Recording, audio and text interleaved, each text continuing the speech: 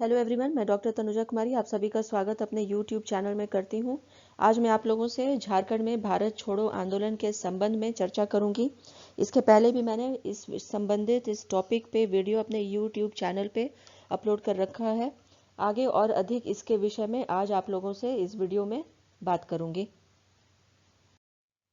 यदि हम quit India movement in Jharkhand के विषय में बात करते हैं तो जैसा कि मैंने पहले भी आप लोगों से पार्ट 1 में कहा है कि क्विट इंडिया मूवमेंट का जिस प्रकार से भारत में प्रचार प्रसार हुआ था वैसा ही हम झारखंड में भी देखते हैं। और जो विशेषताएं रही थी क्विट इंडिया मूवमेंट की कि लार्ज नंबर्स में स्टूडेंट्स की सहभागिता रही थी तथा साथ ही साथ संचार माध्यमों का क्षतिग्रस्त करना, ये दो हम कह सकते हैं कि महत्वपूर्ण पहलू क्विट इंडिया मूवमेंट की रही थी। और इसी प्रकार से इस दोनों ही घटना का घटित होना झारखंड में हम देखते हैं।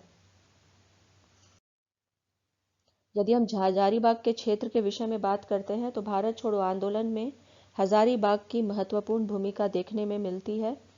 हजारीबाग में भारत छोड़ो आंदोलन के नेतृत्व के रूप में हम सरस्वती देवी को देखते हैं। उनके द्वारा ही मुख्य रूप से हजारीबाग में भारत छोड़ो आंदोलन को संचालित किया गया था।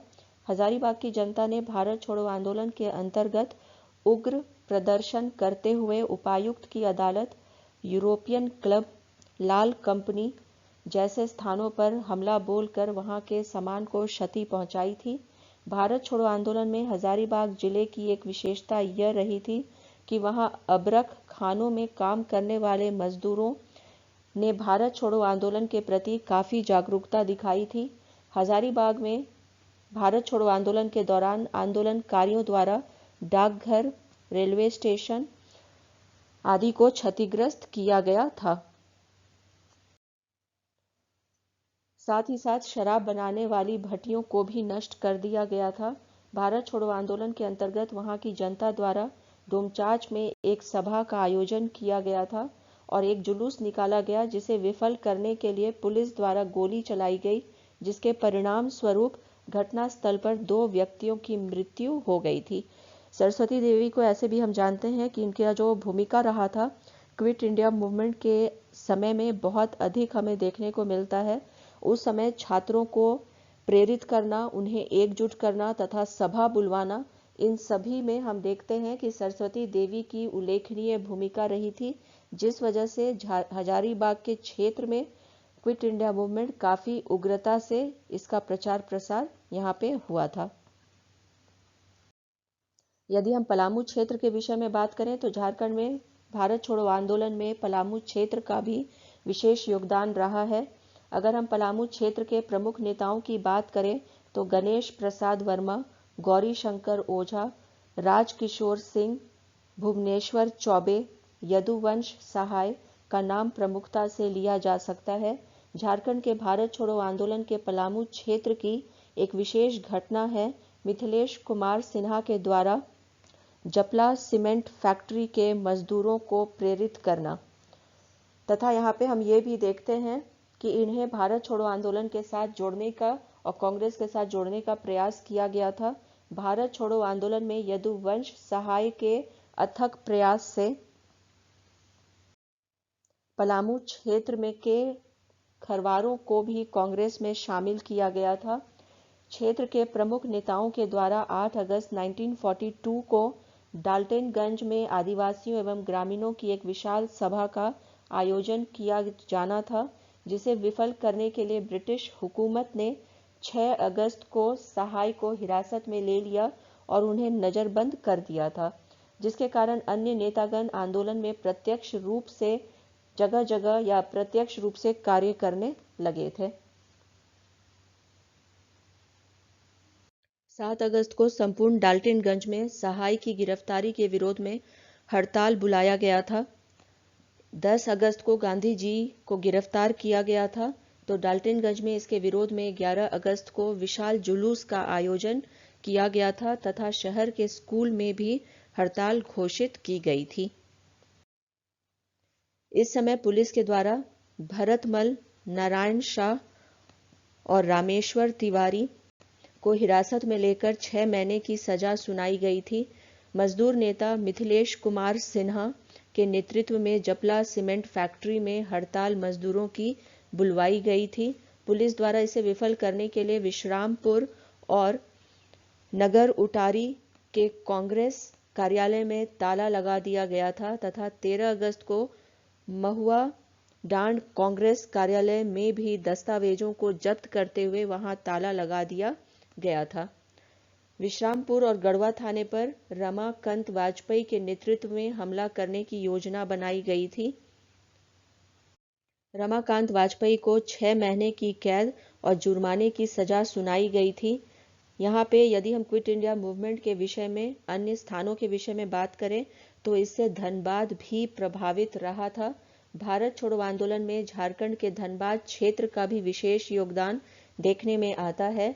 जब महात्मा गांधी द्वारा अंग्रेजों भारत छोड़ो का नारा दिया गया था तो धनबाद, झरिया, कतरास में भी राष्ट्रीय नेताओं की गिरफ्तारी के विरोध में जुलूस निकाले गए थे तथा बंद का आयोजन किया गया था।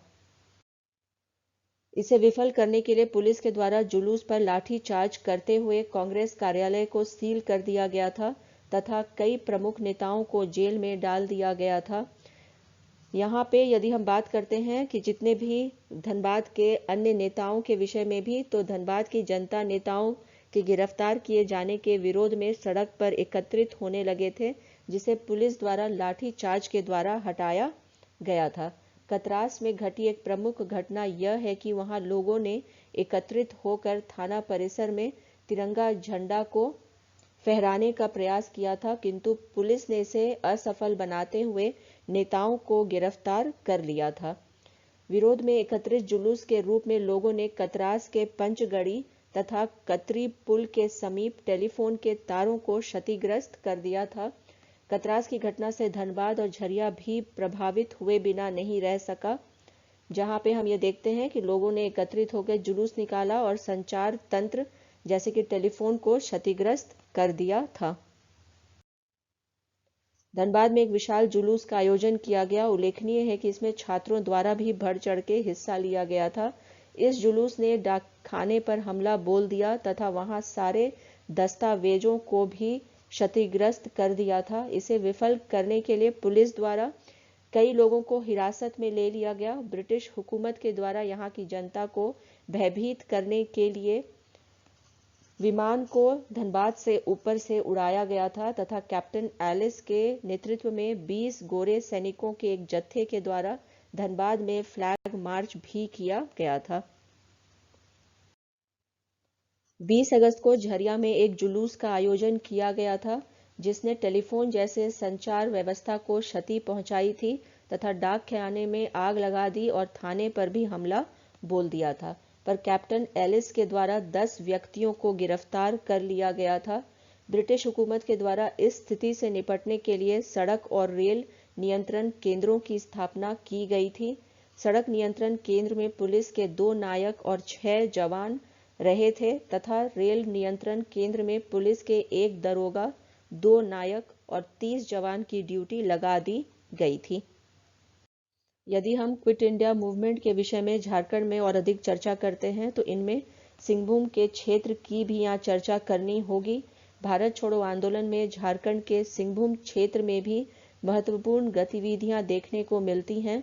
9 अगस्त 1942 को जमशेदपुर में एक विशाल सभा का आयोजन हुआ, जिसे संबोधित करते हुए त्रेता सिंह और जॉन के द्वारा 10 अगस्त को जमशेदपुर बंद की घोषणा की गई। परिणाम स्वरूप 10 अगस्त को हड़ताल पूरी तरह से सफल रहा।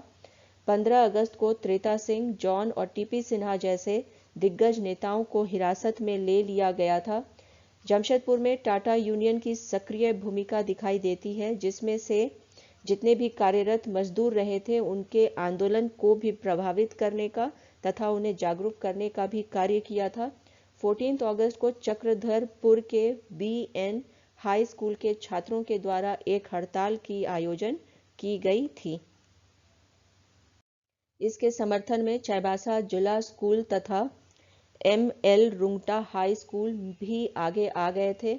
जमशेदपुर की एक प्रमुख घटना है कि टाटा के जमशेदपुर चौक में भीड़ पर मशीन गन से गोलियां बरसाई गई थीं, जिससे बड़ी संख्या में लोग घायल हो गए थे। इसके कारण 31 अगस्त को बंद का आह्वान किया गया था और जमशेदपुर पूरी तरीके से बंद किया गया था।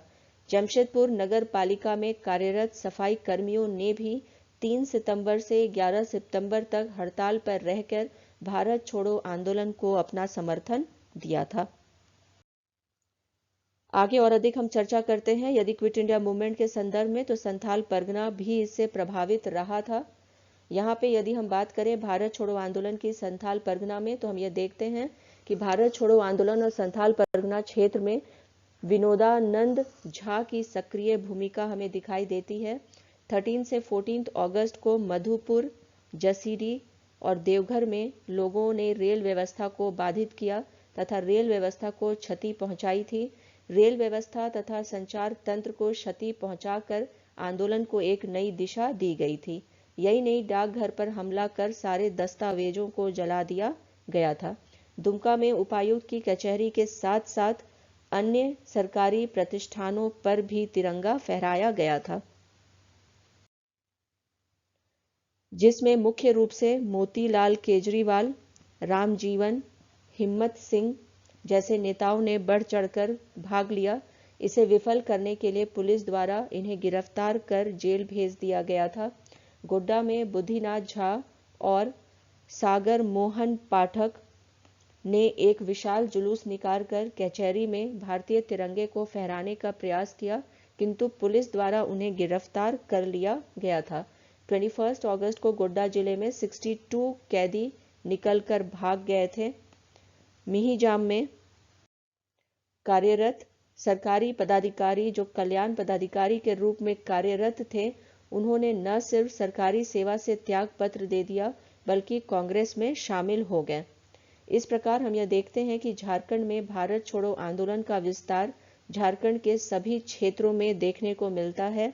साथ ही साथ झारखंड की जनता, चाहे वह बुजुर्ग हो या युवा या छात्र और महिलाएं, सभी वर्ग के लोगों ने इस आंदोलन में बढ़ चढ़कर हिस्सा लिया था। झारखंड के भारत छोड़ो आंदोलन की एक महत्वपूर्ण घटना है कि जेल में बंद जयप्रकाश नारायण, रामानंद मिश्र, सूरज सिंह योगेंद्र, शुक्ल नारायण, शालिग्राम सिंह, गुलाबी सोनार हजारीबाग जेल से भाग निकले थे। झारखंड में भारत छोड़ो आंदोलन वाचस्पति त्रिपाठी की गिरफ्तारी के साथ ही हम कह सकते हैं कि झारखंड में क्विट इंडिया मूवमेंट समापन की ओर अग्रसर हुआ था। जिस प्रकार से संपूर्ण भारत में क्विट इंडिया मूवमेंट का प्रचार प्रसार हुआ था, जैसी विशेषताएं हम क्विट इंडिया मूवमेंट की भारत में देखते हैं, ठीक उसी के प्रकार की विशेषताएं हमें झारखंड में भी क्विट इंडिया मूवमेंट की दिखाई देती है। इसी के साथ अपने इस चर्चा को यहाँ पे विराम देती हूँ। यदि आप लोगों को मेरे ये वीडियो क्विट इंडिया मूवमेंट से संबंधित पसंद आया हो तो प्लीज़ इसे लाइक करें और शेयर करें तथा मेरे YouTube चैनल को सब्सक्राइब करें। Thank you. Stay connected.